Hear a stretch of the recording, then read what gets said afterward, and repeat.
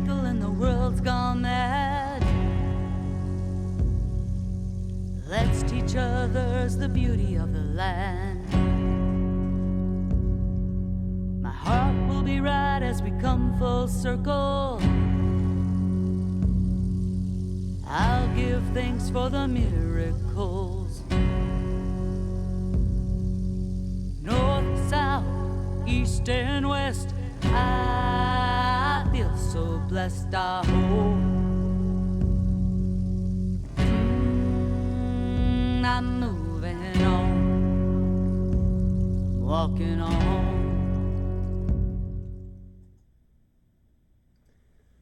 Hi everybody, Woody here.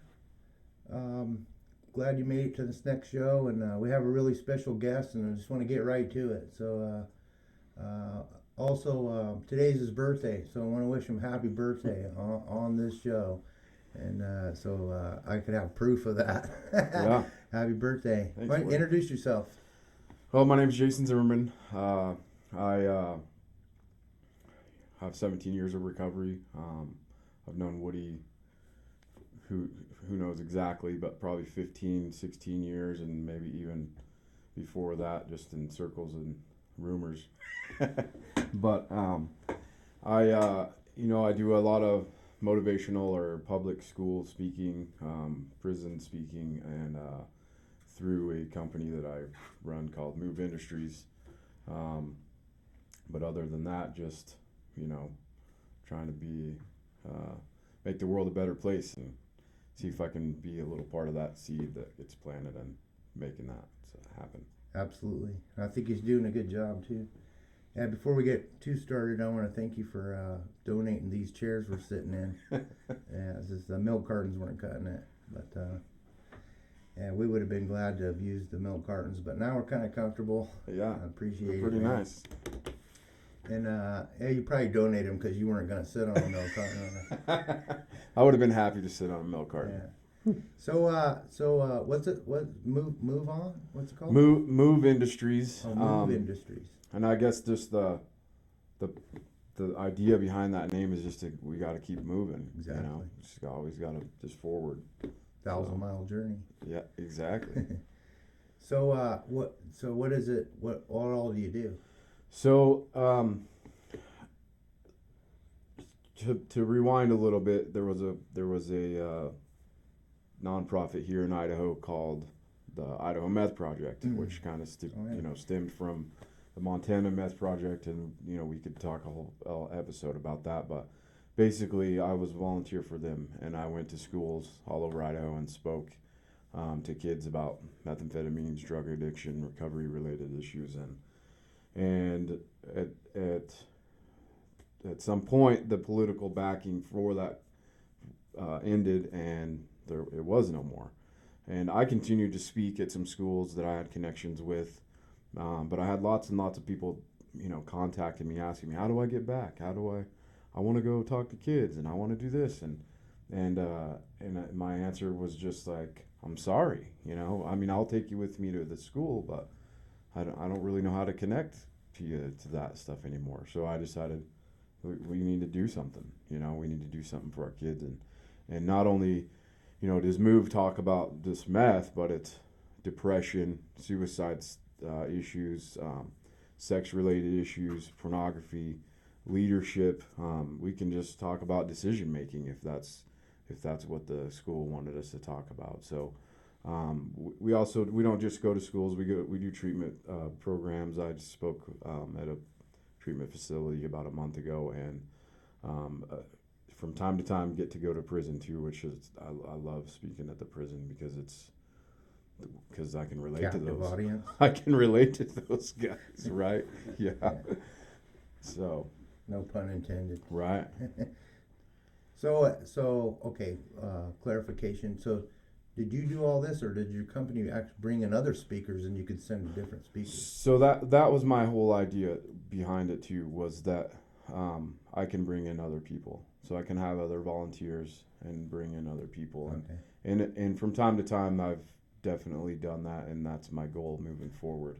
COVID really kind of slowed, I hate to say put the brakes on, but slowed that process down, because schools aren't letting people in at the moment, but Sure. it's going to happen. We're going to get to go. So and it's going to happen soon.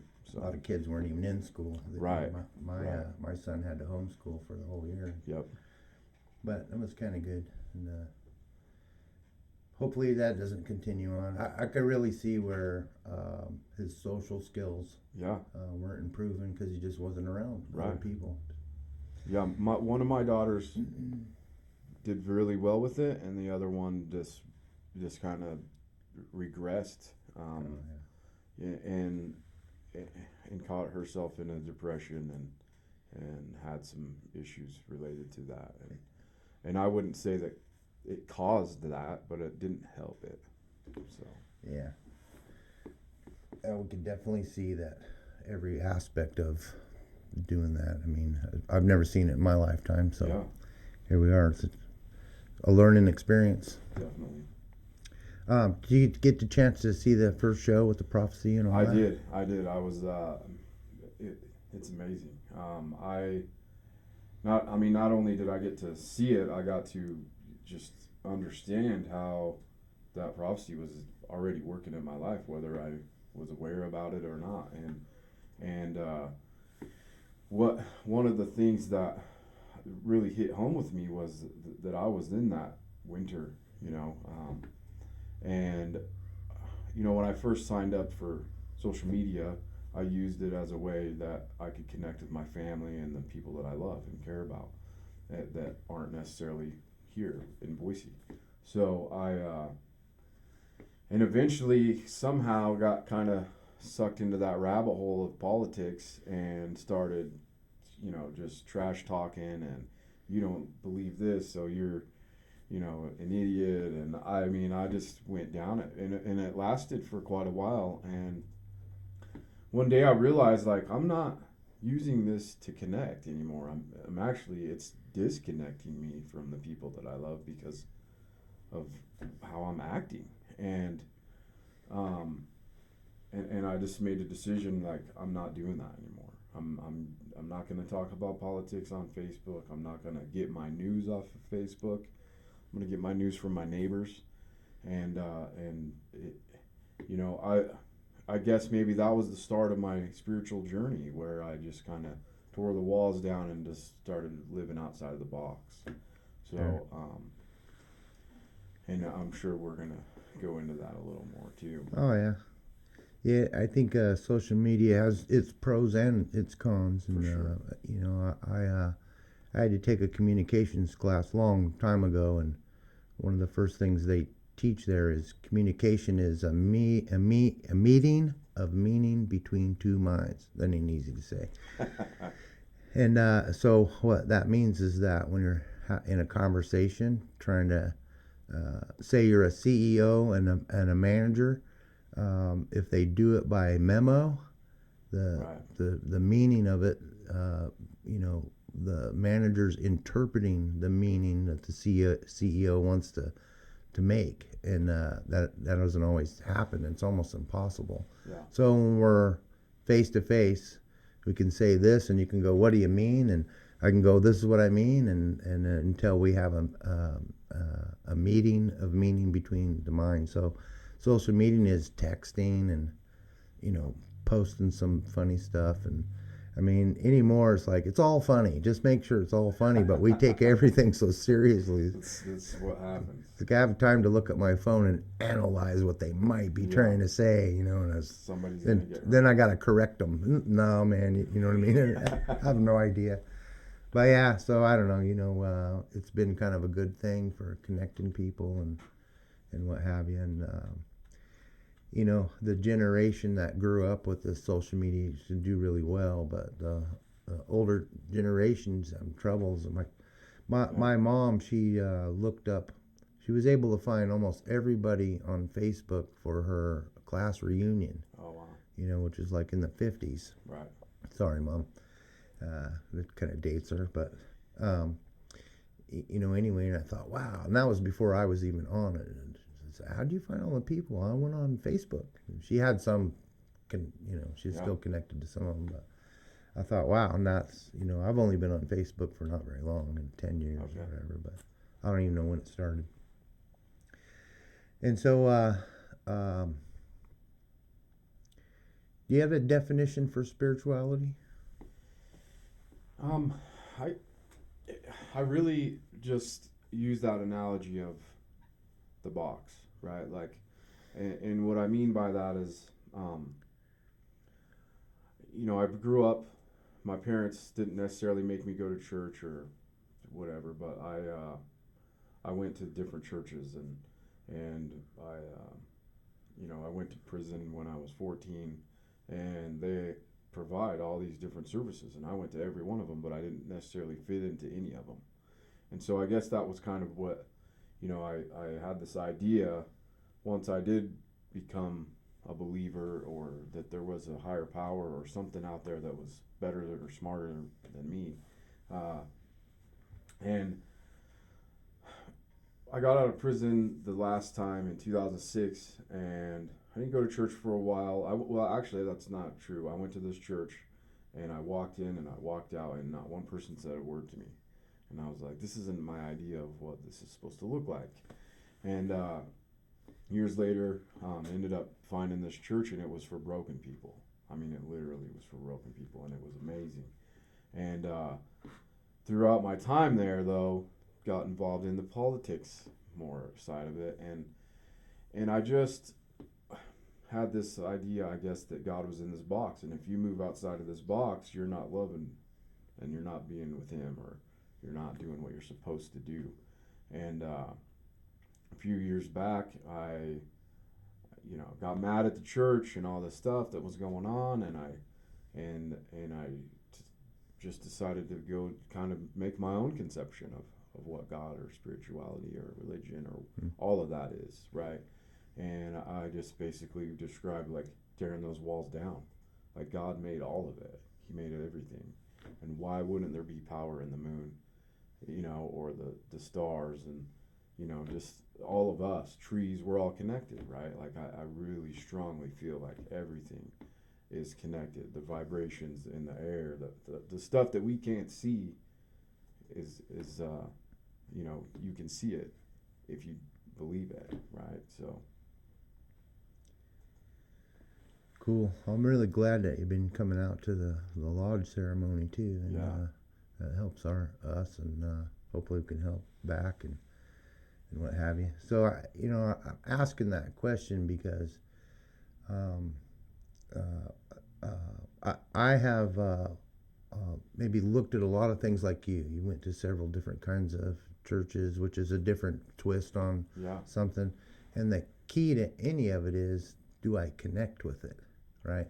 So that's why we put it on our opening here. Is, spirituality is connection. right. So that can mean connected to a lot of stuff, and so we're gonna ask everybody that question to see if we can build our concept on that, because anything that's in a box means I haven't explored everything else that's potentially out there. Right. So, do you know anything about prophecy, or when you heard the prophecy on there, did it trigger what you already knew, or did you ever know of any prophecies? I've heard several different prophecies, or what supposedly is prophecy. I'm not exactly sure how I believe or what I think about it. But the way that it's described in the video is real simple to understand, and it's apparent that those things aren't coincidences, right? I just don't believe that. I don't believe in coincidences at all, right? But so that would have to be my answer, is that I believe it. I believe that there's, I don't necessarily believe all prophecy that I hear, but I believe that when I heard what you were talking about, there was something there. There was some kind of connection involved in that. Yeah. Yeah, I know elders that say, they just flat out say there is no such thing as coincidence. Yeah, They're like, what are you talking about, Grandpa? And so that's what we're trying to do here is that, well, I mean, my whole life I've on and off people talk about prophecy, and it's always dark, Yeah. like something that instills a fear. Right. Not that it ain't true. It's just that it always instills a fear. And I don't know. I came to a point to where like, man, I'm having a hard time walking this walk if we're just going to be destroyed. You know what I mean? Yeah. But then I attended a few things that indigenous people were, getting up and giving speeches, and a lot of them, like the Peruvian elders, would say, yeah, this thing's going on, but there's also a hope. There's a hope prophecy, and so then, when this elder told me that prophecy, it was like, okay, I have something I can. End goals are good to go for. Right. You know what I mean? And I don't know if I have an end goal, but I have a really long-term goal of learning as much as I can and trying to participate and be on this walk. Instead of waiting for someone else to, I'm always waiting for someone to give me some good news, you know what I mean? And I'm just going to start delivering the good news because that's right. It got passed down to me, and there's been a couple ways I've heard it. It's like, you can't keep what you don't give away, and so I was really lucky to be presented with some of this stuff, and especially in recovery. And this show isn't going to be totally about recovery or whatever, but sure. Beyond recovery, I have to have integrity with my life, and so I've been around a couple elders that they have a set of I guess you could call them rules, spiritual rules. They just won't waver from them no matter what. Right. Like even when you take them to a restaurant to get some lunch or whatever, they're stop, hold on before we go in, and they want to pray. Yeah. Drop some tobacco, and it's like, wow, I never thought of that. You know what I mean? But no matter what, they're going to do that. Right. And they don't care who's watching or nothing. And then we go in there, and you actually feel better. Right. You know what I mean? Yeah, we prayed for this food, right. nephew or whatever, and so I really was like, man, could I ever? Because for a long time I didn't think myself, I'm not a spiritual person. You know what I mean? I have them conversations in my head, and one of my elders that I know the best. He says a spiritual person, or he said he learned this at one point. He said he asked another elder, what's a spiritual person? And that elder told him, a spiritual person is someone who gets knocked down every day, chooses to get back up and on the path and asks for guidance and strength and courage. Yeah. And I remember I laughed because he said, heck, I was a spiritual person the whole time and was questioning myself on what one was. That really kind of helped for him to tell me that story, because I felt like it was almost like you have to become a professional problem solver. You know what I mean? Because you can get this one done and resolved or whatever, and start to move on, and something else comes along, and it can be taxing. Right. And so again, that's why I want to have this show is. How many people are on this walk? I mean, right. I do know a couple hundred. Yeah. I've been all over the United States and, trying to help people with recovery and things like that. And there are some special people in each one of those places that are walking this walk. Right. But, when we look at the warning of that Grandpa Horace told us about, if we don't get enough people, well, how do I know if there's enough people? Yeah. And so maybe there is. Hopefully we're going to find out, because we're going to start keeping just a count. You know what I mean? We're not going to keep who's on it, but so hopefully we'll be able to start seeing those numbers, and we're still trying to figure out, like, how do we do that through subscribing or right. But I think people need to just say it, because right. we could get some people that come on the show that go, I'm really struggling with this, let me see what they got to say, and maybe they'll find out I've been on it the whole time, or that's what you got to do to get on it. So there's some special people out there that I know, and you know who you are, and most of the time they won't even say that. Right. You know what I mean? I'm honest. They're too humble to to give themselves any credit for. Sure. You know, I remember early in recovery, this old man, he said, after a fifth step, right? He said, "You're changing the world." And I was like, wow, and my little insignificant self. I said, what do you mean by that? And he's like, it only takes a grain of sand in the other direction to ripple out. Right. Well, we need buckets of sand, but nonetheless, that one grain of sand's changing the world around you and you. So why don't you tell us a little bit about how you went from this winter time and I just, it was kind of weird. Of course, had some traumatic stuff happen.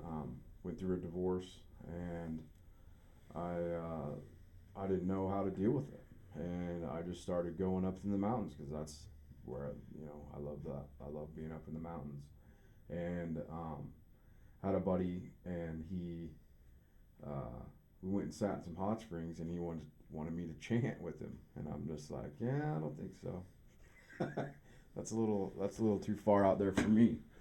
And but the more I kind of started getting into this, I was like, well, why not? Why not just let myself go into that? And so we went back up there another time, and I just started chanting with this guy in the hot springs, and there was power in it. And we definitely had this connection through that vibration. And that was kind of the beginning of the, unlearning what was okay and not okay, right? Like I felt like if I have this connection, this chant, like maybe I'm doing something against what I believe, and it was okay. And so I started unlearning these ideas or beliefs that I had about what I was supposed to do in spirituality, and that was kind of I went on this hike, and I have a couple people that I really look up to as far as being spiritual people, and one of them might be in this room, and the other is this lady named Rose, and I was hiking up into these lakes up into the mountains of Idaho, and I got this just idea that I should paint my face with mud, and I painted my face, and then I was like, I need to let Rose know about this, and I took a selfie and sent it to her, and something happened in that connection, and a couple months later we had a lodge, and that was the first lodge I ever attended, and it was amazing. I mean, I can't, there's not words for it, right? And then not probably a month or two later, I started coming out here and sweating and having lodge ceremony with you guys, and there are two different styles of lodges, but it's the same purpose, right? It's the same purpose. It's the cleansing and the letting go, and just that connectedness that we get from that experience. That's it's indescribable, and my higher power made all that possible.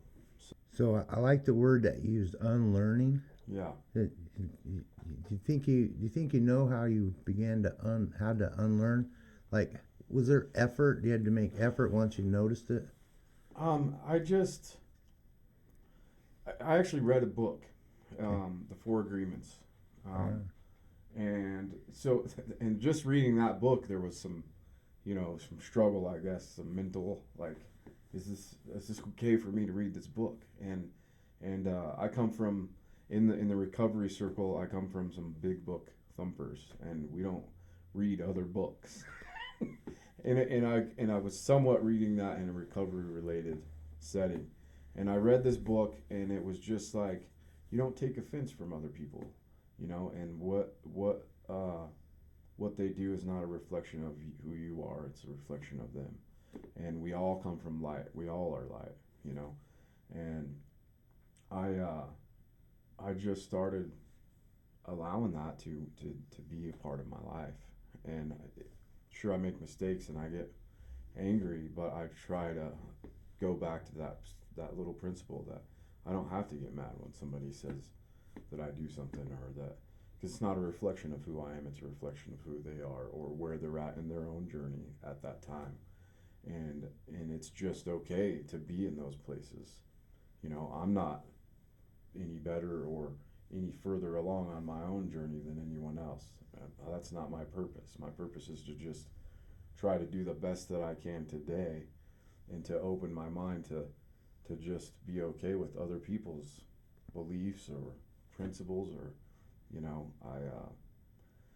there's just, I think that one of the things that happened when maybe they started building these huge cities, and in the technology just started blowing up, and we have the internet now and all this stuff, is that we have this desire to get all this knowledge, and we have to do things a certain way, and it just kind of confuses us. We're in this fog, and if you just simplify some things like love and light, it just makes things a little bit easier in your own journey. So Yeah, I what I saw in my own self is I started pursuing to try to be an expert in every topic that came up, when most of them I didn't know much about, but I thought I did. You know what I mean? Sure. It's like, I don't really need to. You know what I mean? Maybe I should just listen. And right.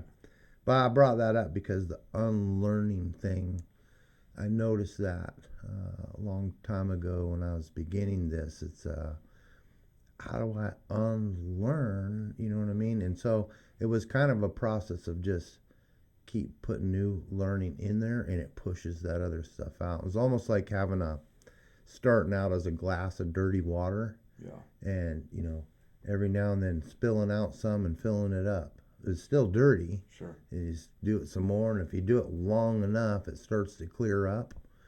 And so I think that's kind of how it happened for me, because right. There was no mechanism that I know of anyway where I could just dump the whole thing out, fill it up, and be on my way right. in a different life. And it just didn't happen that way. So it's interesting to hear how people did that. And and it applies in a lot of different areas too. I mean, I was taught when I was a kid that I had to eat everything on my plate. Yeah. I don't want to be wasteful, but I also don't have to eat everything on my plate.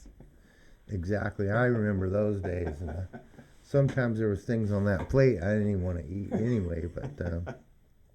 But yeah, it does give you the mindset growing up that, if you have a big fear, you just stop putting so much on your plate, because right. that's the problem. I'm hungrier. My eyes are hungrier than my stomach.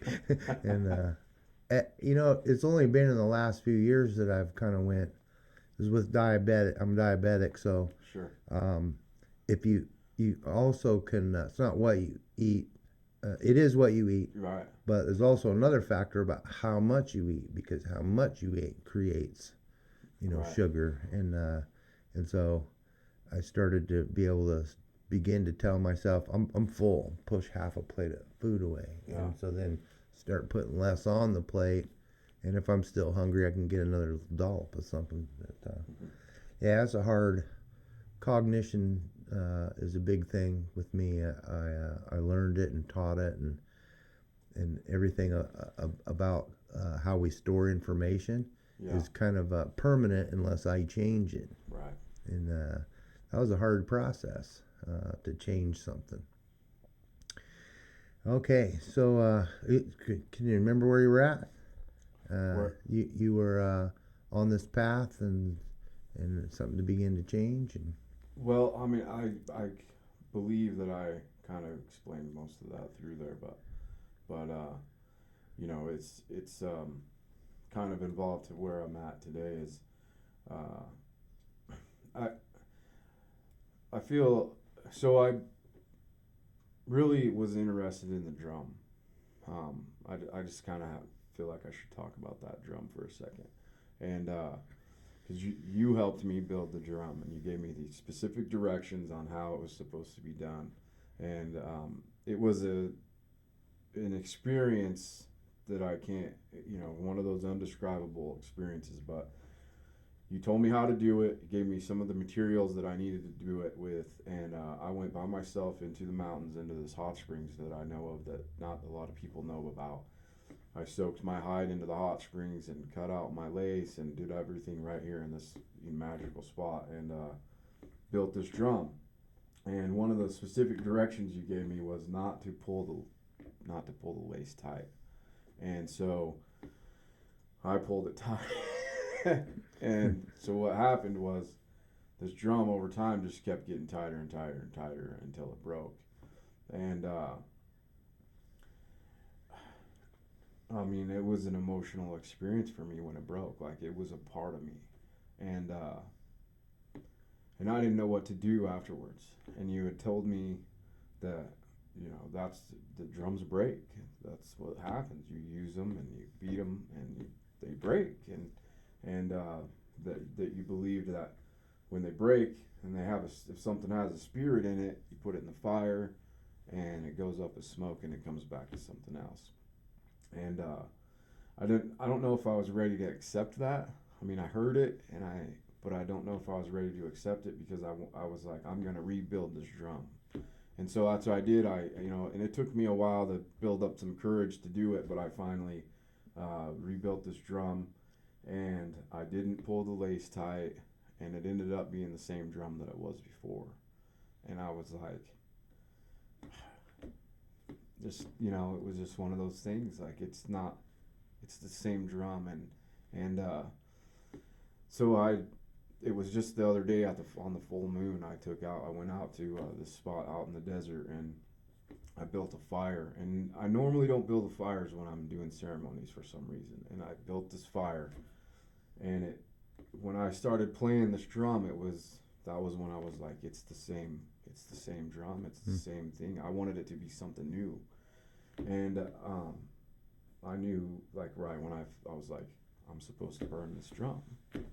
And so that's what I did, and I believe that, that was just another step in my process on this journey, is just learning how to let things go, because I hold on to a lot of things in my past that, I don't need to hold on to, and in order for me to help others heal from their traumas, like, I have to heal from mine too.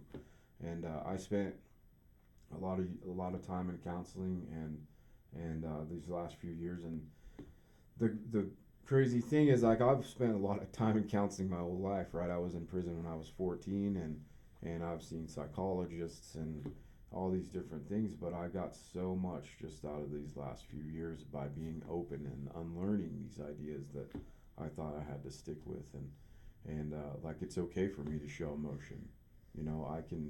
I can show emotion and still be a man or whatever, and it's good for me, right? Like, it's not a bad thing to be emotional.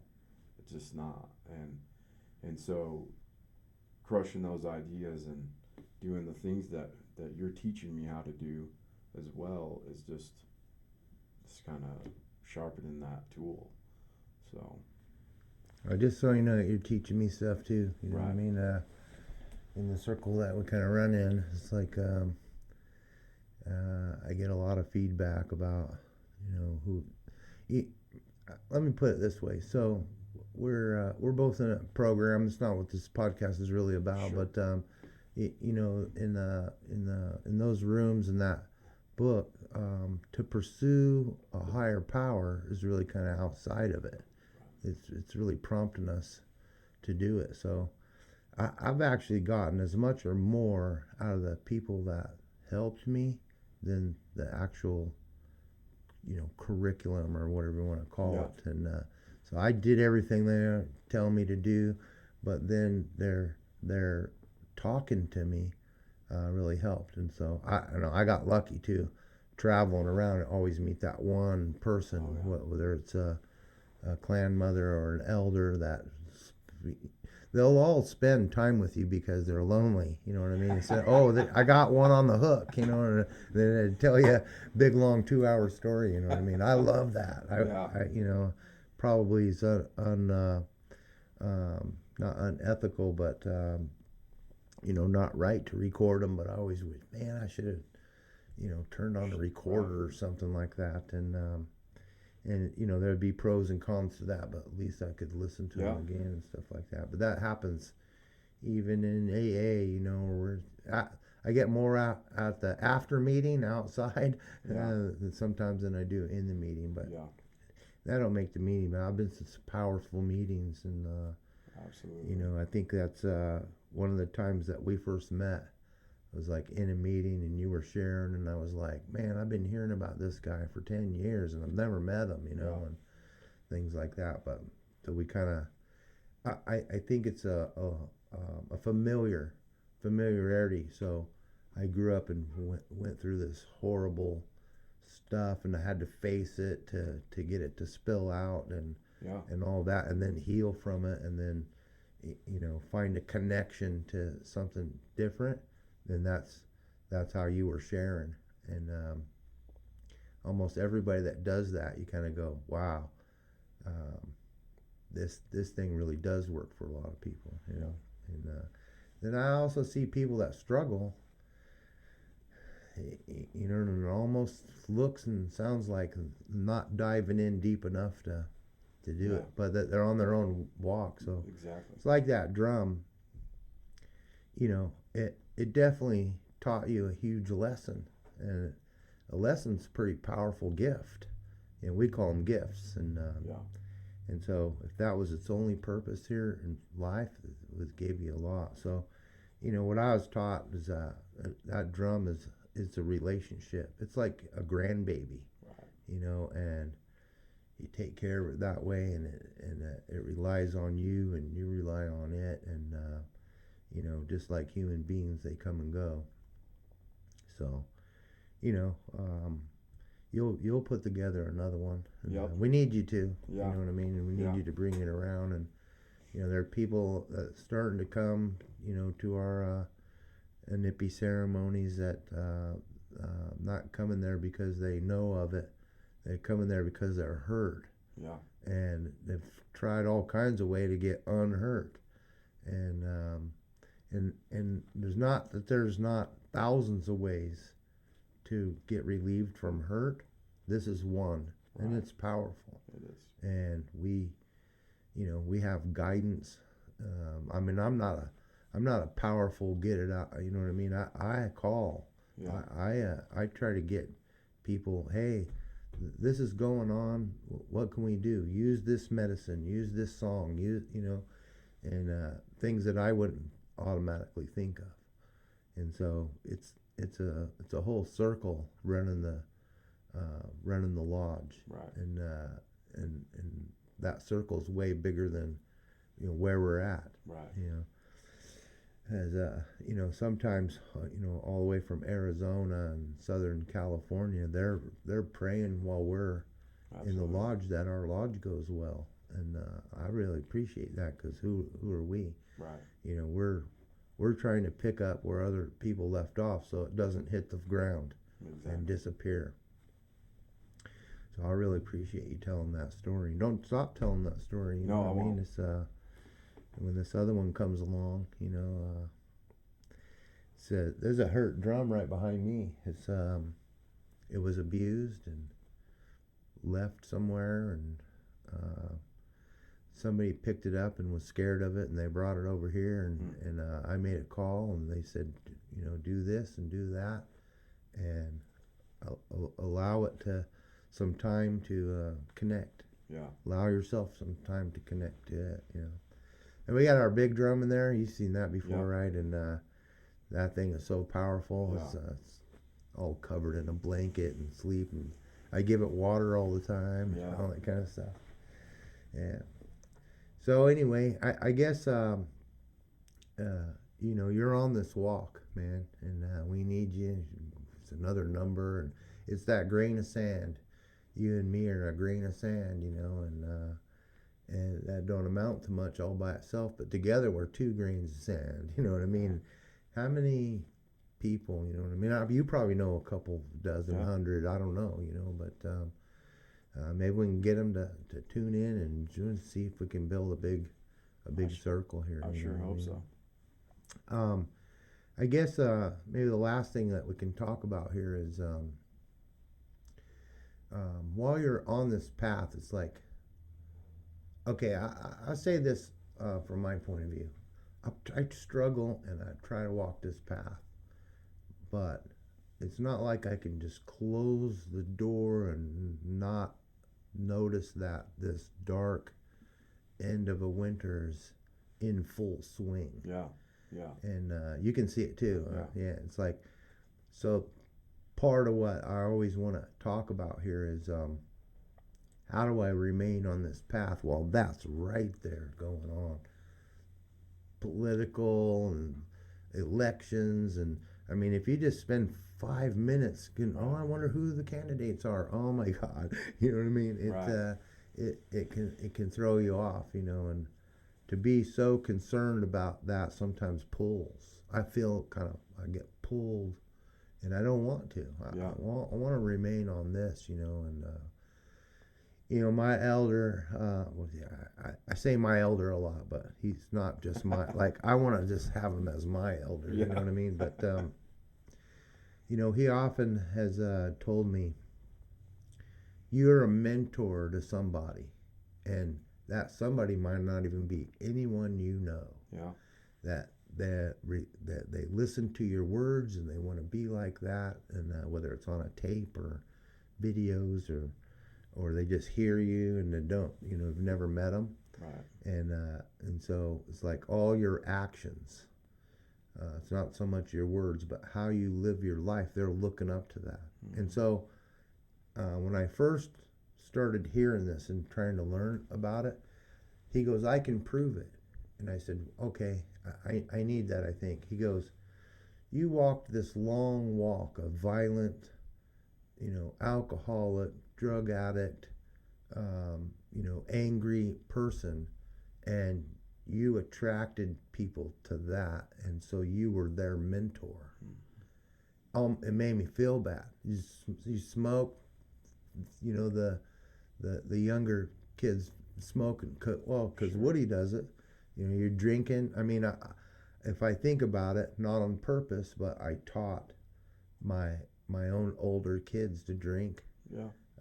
Smoke cigarettes or drugs, and I got sober before they were too old, and but I just start thinking about all the other people that I taught along the ways to do this from my actions. It wasn't a class. Yeah. You know what I mean? Can you see that? It's like, absolutely. Yeah. Yeah.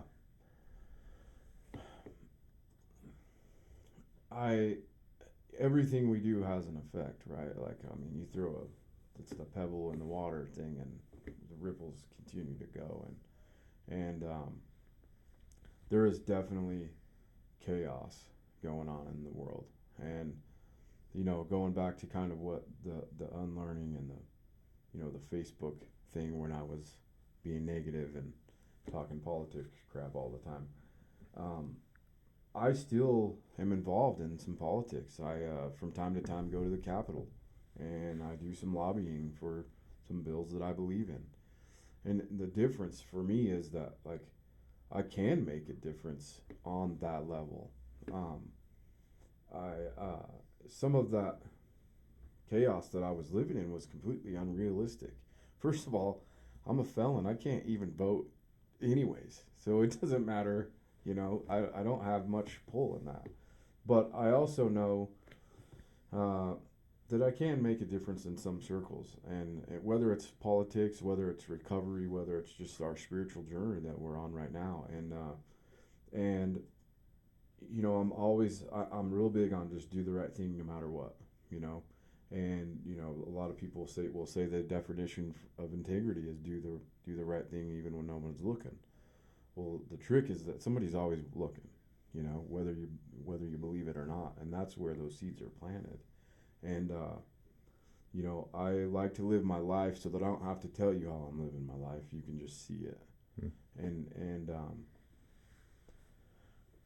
And whether that works or not, I think that I'm doing all right, but I also know that every day I can improve on that. So I'm my own worst critic in that sense, but But you know, I live a pretty blessed life today, and that at the end of the day, when I go into my girls' room, and you know, that's the difference that I get to make, that matters. You know, the biggest is that my kids, you know, get to have me in their presence, and I get to have them in my presence every day. So It's an impact. yeah, And so that, I mean, I see that too. It's like I'm trying to make the biggest impact on my kids as I can. Also knowing they got to get out there and not follow directions and have For something sure. go on They and, have to and learn their- some lessons. Yeah. Because sometimes the best lesson is, it is. you know, something that you do. My oldest son, you know, struggles and I used to get so frustrated with him sometimes, I think, and you know, since I've been on this journey, it's just like it's okay. He's on his own path, and in fact, he's doing a pretty amazing job Awesome. with the cards that he's been dealt. So I just the spiritual journey that we're on is just it weeps into other areas of our life that we don't necessarily expect it to, and it's all for the good, right? Because there is hope. Yeah. Well, Jason, I'm really glad that you came here on your birthday and all. You know what I mean? And what, you know, what a good, you gave me a gift. You Yeah. know, and yeah. So you know, I appreciate your help with everything and your heart and knowing that you got my back and Right. supportive, and you know, I've told you that many times, and Yeah. I got your back and what have you. As far as that's changed for us, you know what I mean? It used to Yeah. be I got your back, meant something a whole lot different than spiritually I got For your sure. back. Yeah, so thanks for coming, man, and Yeah. hope you have the rest of the birthday day a good day, and we're having a lodge tomorrow. And, Yes, we are. all right, so yeah, that's a lot to say. You know what I mean? I always kind of think about you know, barriers. What are barriers I could run into and things like that, and you know, your story is really interesting, and yeah, and we didn't say much about it, but that's okay. And unless you want to elaborate, Well, you know, I could give you the 5, 10, 3 hour version. Yeah. One or the other. I don't know. that's what I say. You want the whole week version, or don't give me 15 minutes, because right. that's I can't get past introducing myself. So, but yeah, I grew up in a small town in northern Idaho called Princeton, and you know, basically came from a logging family, and that's what you did. You know, when you grew up, you logged and drank beer and whiskey, and that's how it was. And you know, I talk about from my earliest memory, I was had an obsession with alcohol. Like, I wanted to know what it was like to be drunk, and I wanted to know what it felt like, and I could tell that there was something that happened, and you know, people got louder and all that stuff.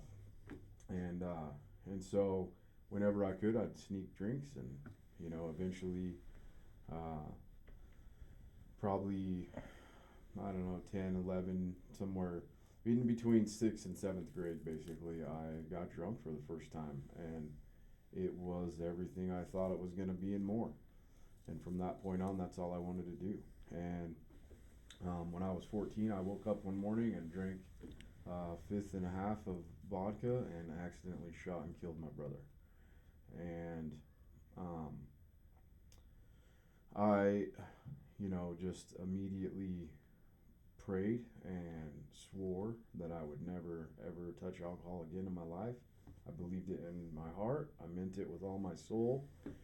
And you know, I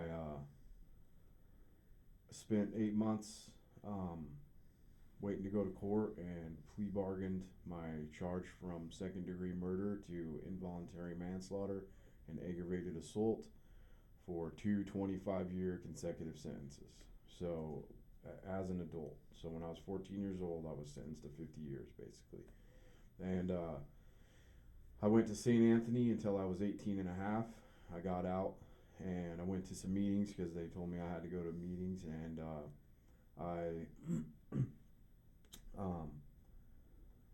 they told me to do this and do that, and I was like, you don't understand. I killed my brother, and I'm never going to drink again. I don't really need to do what your program entitles or whatever. So, long story short, a few years later, I had just gotten this. I had some people coming to my house and got this idea that maybe they might want to drink a beer, and I went and got a 6-pack of beer. Well, my neighbor did because I was 19 at the time, and that beer sat in my fridge for a few days, and I never thought twice about it. Within that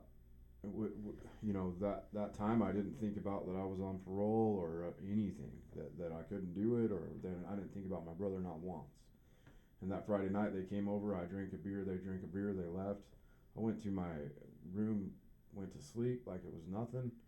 Woke up the next morning, opened my fridge, and there was the 3 beers were sitting in my fridge, and I just freaked out, and my heart fell through my chest and into my feet, and I couldn't believe it. I couldn't believe what I just did. And I spent probably 10 minutes, who knows how long, but I felt hopeless, helpless. I mean, I was just floored that I drank this beer, and I just couldn't believe it. And after that, I was like, my brain started doing whatever it does, that, oh, maybe I'm not a real alcoholic, or maybe I can handle myself. And long story short, 3 weeks later, I'd been up for 5 days on cocaine and methamphetamines, spent probably $1,200 of my savings on alcohol, and I could not stop. Got pulled over, got a DUI, and Idaho brought me back. Somehow I ended up not going to prison, and anyways, I struggled for the next few years. Just I was in and out of prison again, in and out of rehabs, drug treatment centers, classes, everything that you could think of, and I just couldn't stop. And 2004, July 12th, 2004 is my sobriety day, and I was got some handcuffs put on me and went to jail, and I didn't want another chance at this point. Like, I just wanted to go do my time. I had 23 years left to do, and that's what I wanted to go do every day. I had my son was born the day that actually I found out that my son was gonna be born while I was in jail on that DUI the first time, and I got a couple opportunities to have my son in my life while I was using, and I remember being all excited, like, I'm gonna quit drinking, and I get him for a month, and I made it 2 days, and I couldn't, and I just stocked my fridge full of beer the whole time. And anyways, I'm sitting here waiting to go do 23 years in prison, and I make a phone call and find out I'm gonna have a daughter, and I was just floored. And this was my first real spiritual experience. I was really mad about it. I hung up the phone. I went and sat on my bunk, and I looked up at the sky, and I said, "Why? Why are you doing this to me?" And something clicked when I said that. And prior to this, I had searched for religion and all that stuff, and I talked about that a little bit earlier in the show. But I had kind of, like, after spending a lot of time in jail, you see guys come in to prison or jail and go, "Oh, God save me," and they get all religious, and then they leave, and then they come back, and you go, "What? You didn't? God didn't help you, or what happened?" And so I had gotten this point where I was making fun of people that were religious or spiritual, and when I was like, "Why did you do this to me?" I just had that click, and I could see back into my life where God was there the whole entire time, where He was taking care of me. I was in the spot that I was in for a reason, and He loved me and cared for me, and I wanted another shot. But here I am, you know, not only, you know, I mean, I didn't want a chance, but they weren't going to give me another chance either. So I can't explain it, but somehow I got some more chances. Not just the one either, just a few more chances. And I did end up in prison, and I got out on October 10th of 2006. And I went to meetings and I asked for help. And something in that, you know, way changed my life. And it's still, you know, continually been a journey, and I've had a lot of things happen to me that I didn't think would happen, and were very humbling experiences in recovery. But everything has got me to where I'm at today, you know, and I know that things are going to continue to happen. You know, one of our friends says the storms are coming, and you know, if I don't continue getting better and trying to better myself and grow, you know, I won't be able to handle those things. Eventually, one of those storms is going to tear my house down, I guess, is how you could put it. But I don't, you know, with the things that have happened to me in my life, my brother's death, my divorce, you know, just being in prison and being surrounded by that prison ideal, that mentality, and being where I am today, you know, going to the Capitol and rubbing elbows with people that are amazing. A few years back, I was runner-up for Volunteer of the Year, and Tammy DeWeer, the mayor of Meridian at the time, won that award. I mean, just to fathom that was me, you know, in that room, and that I mean, she's an amazing person, and she definitely deserved that, you know, more than I did from what I could see. But just the idea of that, you know, just where I came from, and you know, how would that happen? So, Bet you were the runner-up. Yeah. So you know, and I never, you know, volunteered. I don't go to schools because I want credit or I want, you know what I mean. I just want to make a difference. I want to prevent what some of the things that happened to me or the choices that I made. I want to help kids figure that out before they get to where I'm at or have to go through that stuff. I mean, you know, I also realize that sometimes that's our journey, right? Like that's the journey that we go through, and that's how we get to be where we're at. So it's not that I want to stop and I want to fix everybody. It's just that, you know, like people, it helps, right? And when you have a powerful story like we do, it can plant seeds and can make a difference in those people's lives. And I've had several kids come to me and tell me how big of a difference I made just in that little amount of time that I got to spend with them. So, and that makes all the difference for me too. So, right, we get just as much out of it. So it's pretty cool how that circle connects. Yeah, powerful stuff, dude. I think I was thinking about who might be watching. There's probably at least one person that heard that and went, "Oh, wow, can come up out of this and change my life." Because I don't know about you, but I lived kind of a pretty dark life, and there's a whole bunch of times during those dark times where I was like, I need to change something. I need something different, but I didn't know how to do it, and I didn't think it was possible, and that would shut it down, and I'd go right back to it, you know. And so, you know, sharing your story like that here was, I really appreciate it, man. And you know, it goes right along with how's that go? You can't give away what you don't have, and you can't keep what you don't give away. And so thanks for giving it away again, you know, in a much bigger audience than what we normally do, like in a meeting or whatever. But yeah, I think man, you said a lot. from beginning to end I here. mean, there's definitely a lot that I could add, but, Sure. but I don't want to give you the long version. This isn't really about. Yeah. Sometimes you gotta use part of your story to impact Right. people, and I do that too. You know what I mean? It's Right. not on any CDs that can go out there, and but if I usually, you know, I have a couple things that only if it comes up and somebody's struggling with it, it's like I need to say that. I need to say this part of my story because this person's struggling with it. Sure. And so yeah, I get that part too. Yeah, learning when and how much and all that stuff is a process, and Yeah. we I think that of course for myself I learn it by making the mistakes, and then I go, oh, well, next time I probably don't need to talk as much. So, or some of that stuff though, it doesn't necessarily need to be said, you know, but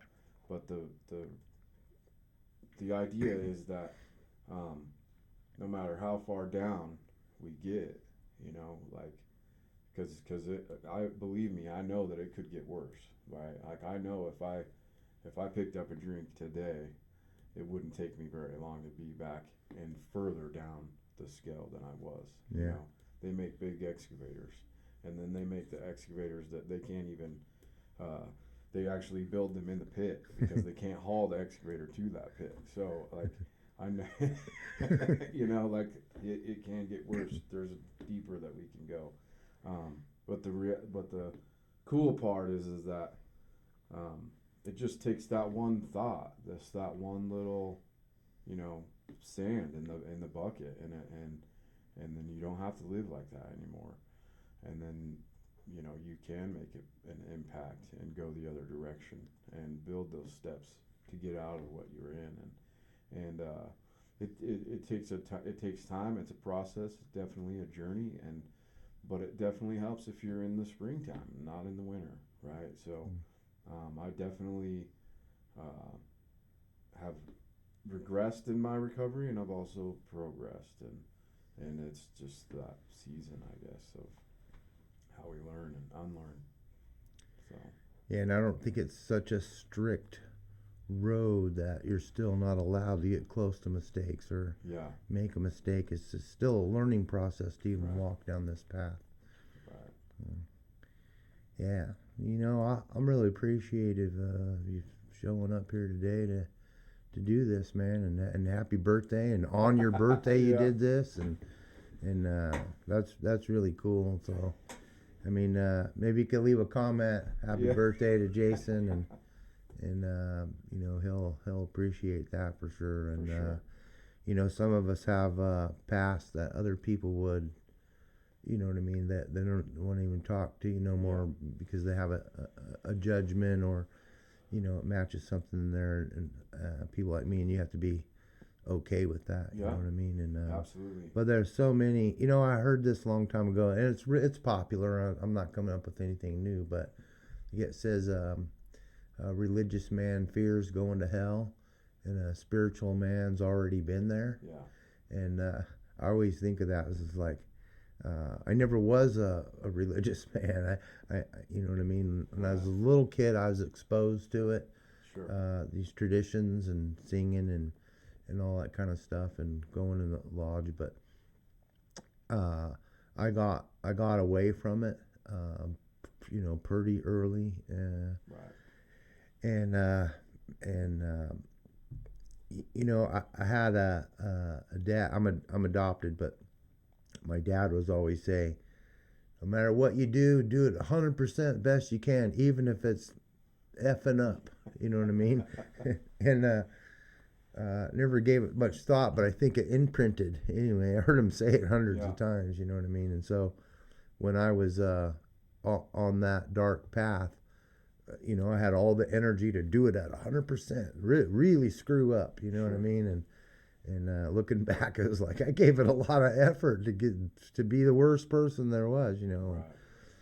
Right. And so coming out of it, it's almost applied that same principle. You know, I had an uncle tell me early on, I was in the county jail, and he's like, look,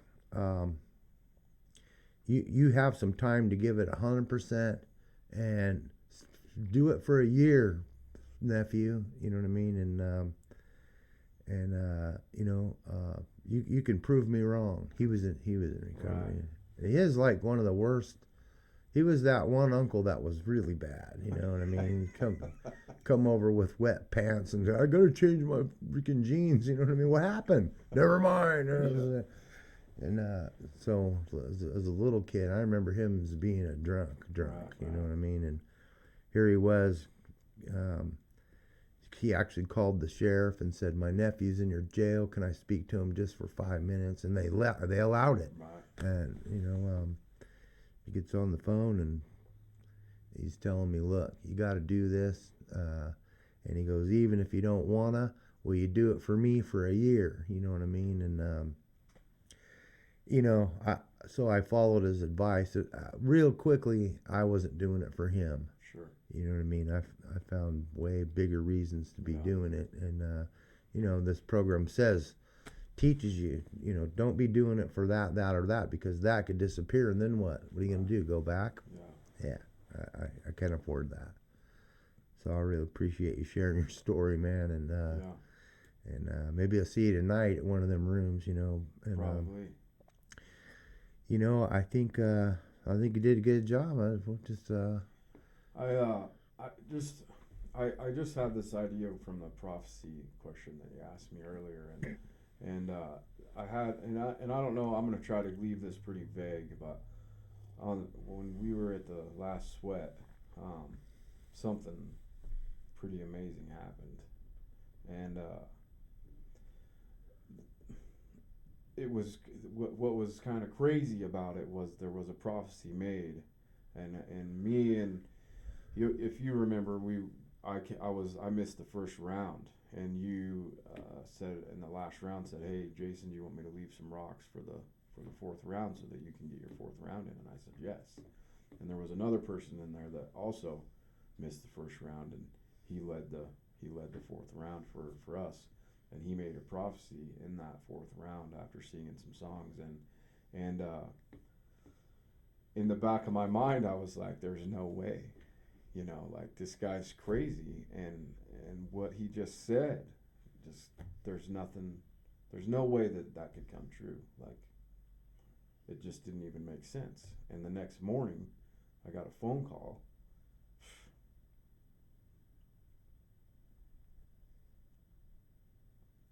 And it was true, and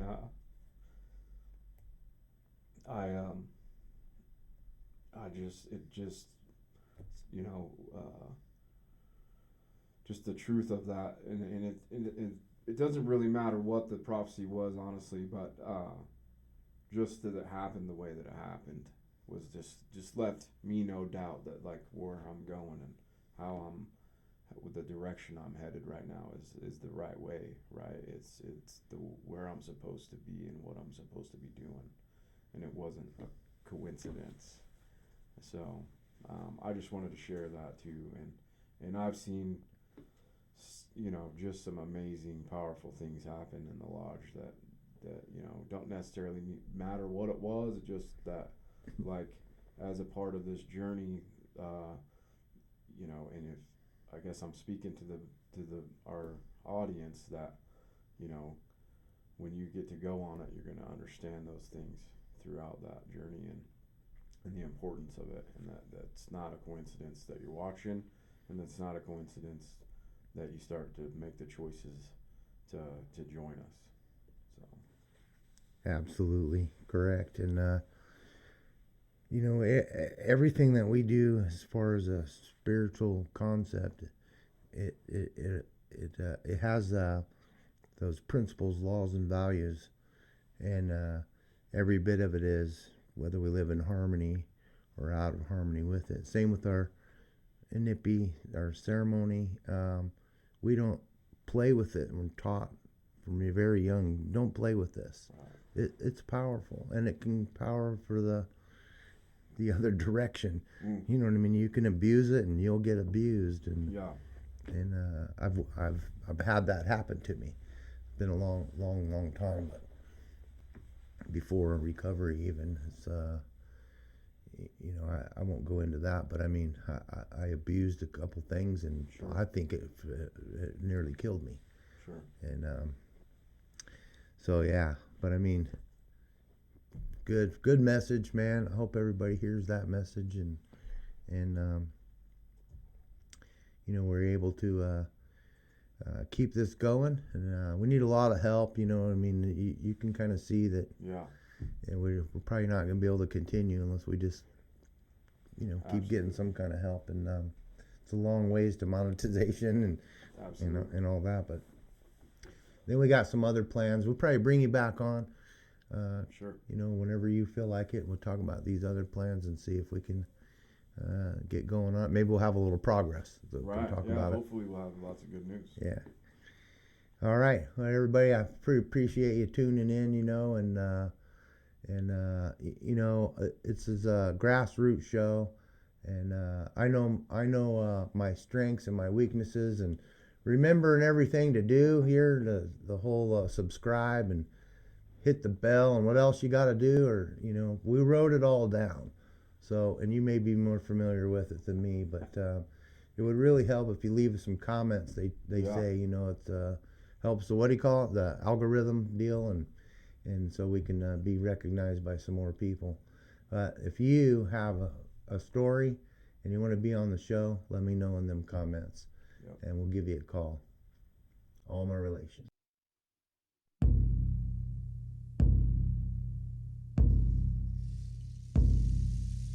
The sky's looking dark and the clouds look heavy. Might be wiser if I hopped in the Chevy. But I have a lot to think about. I'm gonna take a walk even if I get rained out. The sky's looking dark and the clouds look heavy.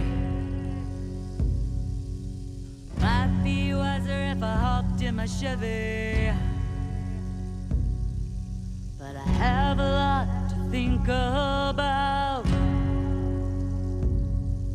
I'm gonna take a walk even if I get rained out.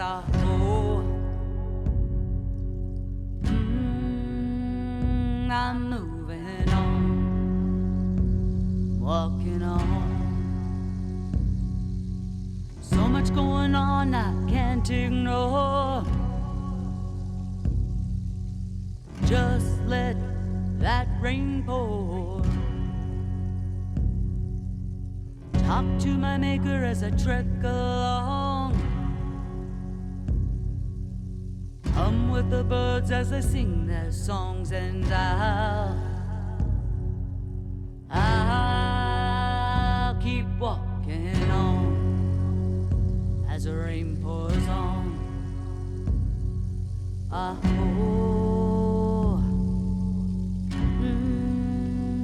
I'm moving on, I'm walking on. Close the world out for a moment of time, just a quick breath to clear my mind. Wind starts blowing and the rain's much harder. Leaves flying everywhere, the sky's much darker, and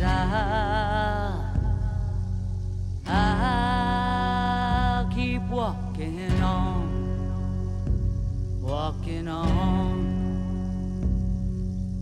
Find some peace of mind with every step I take. Humming with the birds till my soul is sick. Look to the sky as the rain pours down. As it hits my face, I can hear the silent sounds. I'm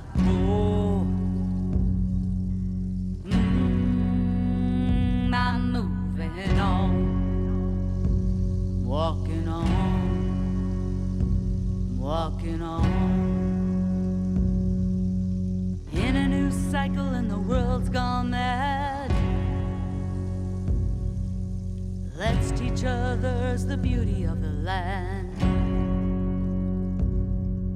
My heart will be right as we come full circle. I'll give thanks for the miracles. east and west. I feel so blessed, I hope. I'm moving on, walking on. I'll keep walking when I'm overwhelmed by my harmony in a different realm. All the while, know the answers lie within my hope. I'm moving on, I'm walking on, I'm walking on.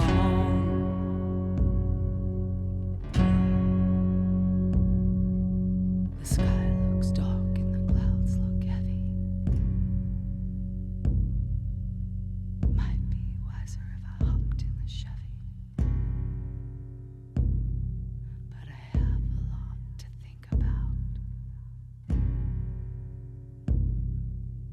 I'm gonna take a walk even if I get rained out.